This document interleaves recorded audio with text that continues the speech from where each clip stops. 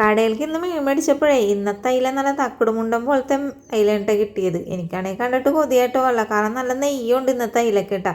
അപ്പം ഞാൻ ഓർത്ത് ഇന്ന് പോണ വഴിക്കേ ഈ അയിലയും മേടിക്കുക, പുട്ടുണ്ടാക്കി രാത്രി കഴിക്കാമല്ലോ ഓർത്തിട്ടാ. ഒരു 4 അയിലയാണ് ഞാൻ മേടിച്ചുകൊണ്ട് വന്നിട്ടാ. പിന്നെ ഈ ഒരു മീൻകറിയില്ലേ നമ്മൾ കടയിലൊന്നും ഉണ്ടാക്കി കൊടുത്തിട്ടില്ല. കാരണം എന്താണെന്നറിയാമോ, ഇത് നമുക്ക് മുതലിക്കൂല. അപ്പം അതുകൊണ്ട് തന്നെ ഞാനിപ്പോൾ ഈ വീട്ടിലുണ്ടാക്കി നിങ്ങളെ കാണിക്കാൻ പോണേട്ടാ. നല്ല ടേസ്റ്റാണ്ട് ഈ ഒരു മീൻകറി. അപ്പം ഞാനേ 4 അയില വാങ്ങിച്ചുകൊണ്ട് വന്നത് കഴുകി വൃത്തിയാക്കിയിട്ടൊക്കെ വരഞ്ഞൊക്കെ എടുത്തിട്ടുണ്ട്. ഇനി നമുക്കിതിലേക്ക് കുറച്ച് മസാല തേച്ച് പിടിപ്പിക്കാം. ആദ്യം മസാല ഇടാൻ ആവശ്യമില്ല കേട്ടോ. കുറച്ച് മുളക് പൊടിയും മഞ്ഞപ്പൊടിയും ഉപ്പും കൂടിയാണ് നമ്മൾ മസാലയായിട്ട് എടുക്കാൻ പോണത്.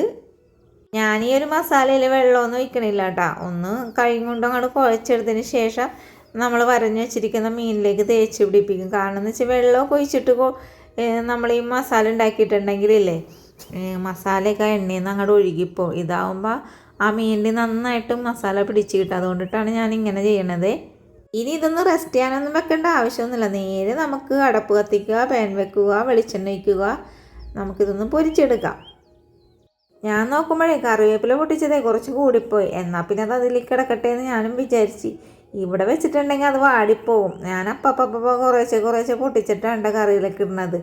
അപ്പോൾ നമ്മുടെ മീനൊക്കെ ആ ഒരു വെളിച്ചെണ്ണയിലോട്ട് അങ്ങോട്ട് വെച്ച് കൊടുക്കണ്ട കേട്ടോ. ഇനി ഇത് അവിടെ കിടന്ന് മുരിയട്ടെ. മീനില്ലേ നന്നായിട്ടൊന്നും മുരിയേണ്ട ആവശ്യമൊന്നുമില്ല കേട്ടോ. ജസ്റ്റ് ഒന്ന് ഫ്രൈ ആയി കിട്ടിയാൽ മതി. ഈ എന്താണ്, അതായത് കരിക്കട്ട കളർ പോലെയൊക്കെ കറുമുറുവാവൂലേ, അതേപോലെ ഒന്നും ആകേണ്ടതാ. ഇതുപോലെ ആയി കിട്ടിയാൽ മതി. അയില, ചാള, പിന്നെ എന്താണ് വറ്റ, പിന്നെ കരിമീൻ, ഇങ്ങനെയുള്ള മീനുകളൊക്കെ ഇതേപോലെ ഫ്രൈ ആക്കിയിട്ട് നമുക്ക് കറി വെച്ചെടുക്കാം കേട്ടോ. അപ്പോൾ നമ്മുടെ അയില മീൻ എല്ലാം മുരിഞ്ഞ് കിട്ടിയിട്ടുണ്ട് കേട്ടോ. ഇനി നമുക്ക് കറി വെക്കാനായിട്ട് തുടങ്ങാം. അപ്പോൾ നമ്മൾ ചട്ടിയൊക്കെ അടപ്പിലേക്ക് വെച്ച് കൊടുക്കേണ്ടത്, ഇതവിടെ മാറ്റി വെക്കേണ്ട കേട്ടോ. ഇനി നമുക്ക് ചട്ടിയിലേക്കില്ലേ നമ്മുടെ ഈ ഒരു പൊരിച്ച വെളിച്ചെണ്ണയില്ലേ അതാണ് ഒഴിച്ചു കൊടുക്കണത്. അപ്പോഴേ മീൻ വറുക്കുമ്പോഴേ കരിച്ച് പോച്ചൊന്നും എടുക്കരുത് കേട്ടോ. അങ്ങനെയാണെങ്കിൽ നമ്മൾ ഈ എണ്ണ ഒഴിക്കുമ്പോഴേ കറിക്ക് കറുത്ത കളറും ആകും, പിന്നെ ഒരു കയ്പ്പ് രസവും ഉണ്ടാകും കേട്ടോ. ഇനി ഞാനിതിലേക്ക് കുറച്ച് ഉള്ളി അരിഞ്ഞതും കൂടി ചേർത്ത് കൊടുത്തിട്ടുണ്ട്. ഉള്ളി അരിഞ്ഞോ ചതച്ചോ എങ്ങനെ വേണമെങ്കിലും ചേർത്ത് കൊടുക്കാം കേട്ടോ. അത് ഓരോരുത്തരുടെ ഇഷ്ടം പോലെ ആണ്. അപ്പോൾ ഇനി ഇതേ ഉള്ളിയൊക്കെ ഒന്ന് വഴറ്റിയതിന് ശേഷം ഇതിലേക്ക് ഒരു തക്കാളിയും 2-3 പച്ചമുളക് അരിഞ്ഞതും കൂടി ഇട്ട് കൊടുത്തിട്ടുണ്ട്.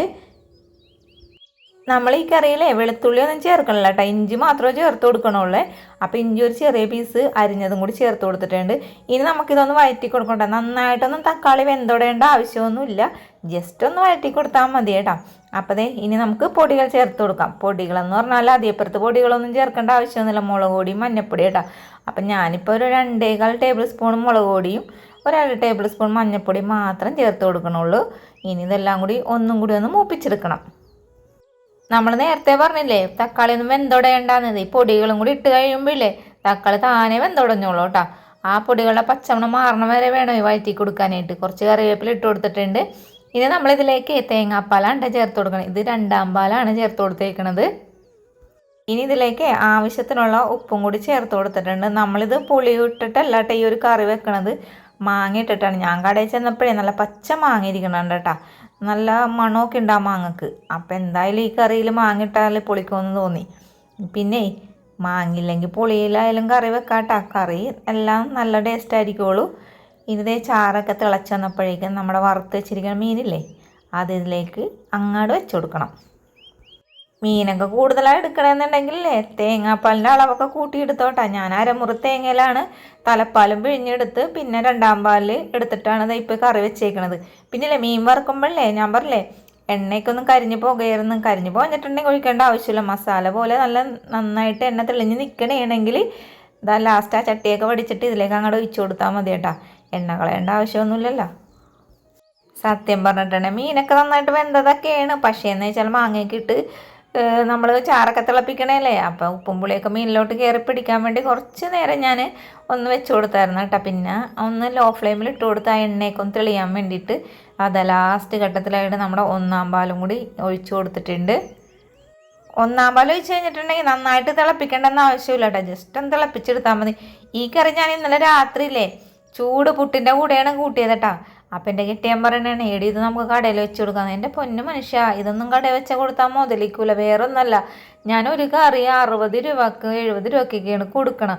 ഇങ്ങനെയൊക്കെ ഉണ്ടാക്കി കൊടുത്തിട്ടുണ്ടെങ്കിൽ നമുക്ക് എന്ത് മുതലാകാനായിട്ടാണ്. അപ്പം അതുകൊണ്ടിട്ടാണ് ഇപ്പം കൊടുക്കണ കറി തന്നെ പോയാൽ മതി എന്ന് പറഞ്ഞു.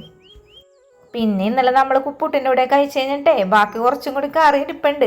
ഞാൻ രാവിലെ കടയിലേക്ക് പോയപ്പോൾ എന്തേന്നറിയാമോ, അത് നന്നായിട്ട് തിളപ്പിച്ച് വെച്ച് ഇന്ന് രാത്രി വേണം ചപ്പാത്തിയും കൂട്ടി കടിക്കാനായിട്ട്. അപ്പോഴേ സത്യം പറയാൻ രാവിലെ തിളപ്പിച്ചപ്പോൾ നല്ല മണം ഉണ്ടായിരുന്നിട്ടാ. പിന്നില്ലേ നല്ല ടേസ്റ്റുള്ള ഒരു മീൻ കറിയാണ്, അടിപൊളിയാണ്. ഒന്നുണ്ടാക്കി നോക്കട്ടെ. ഇപ്പം നല്ല നല്ല മുതുക്കാച്ചി അതിലേക്ക് കിട്ടുന്ന സമയമല്ലേ, അപ്പം നല്ല രസമായിരിക്കും ഇങ്ങനെ കറി വെച്ചിട്ടുണ്ടെങ്കിൽ. പണ്ട് ചെറുപ്പത്തിൽ എൻ്റെ ഉമ്മ ഇങ്ങനെ കറി വെച്ചിട്ടുണ്ട്. ആ ഒരു ഓർമ്മയിലാണ് കേട്ടോ ഇന്നലെ ഞാൻ ഈ കറി വെച്ചത്. അപ്പോഴേ മതിയല്ലേ പറഞ്ഞതും പിടിച്ചേക്കാം. വീഡിയോ ഇഷ്ടപ്പെട്ടാൽ ലൈക്ക് ചെയ്യാനും ഷെയർ ചെയ്യാനും സപ്പോർട്ട് ചെയ്യാനും മറക്കരുത് കേട്ടോ. നാളെ നല്ല വീഡിയോ ആയിട്ട് കാണാം. Thank you.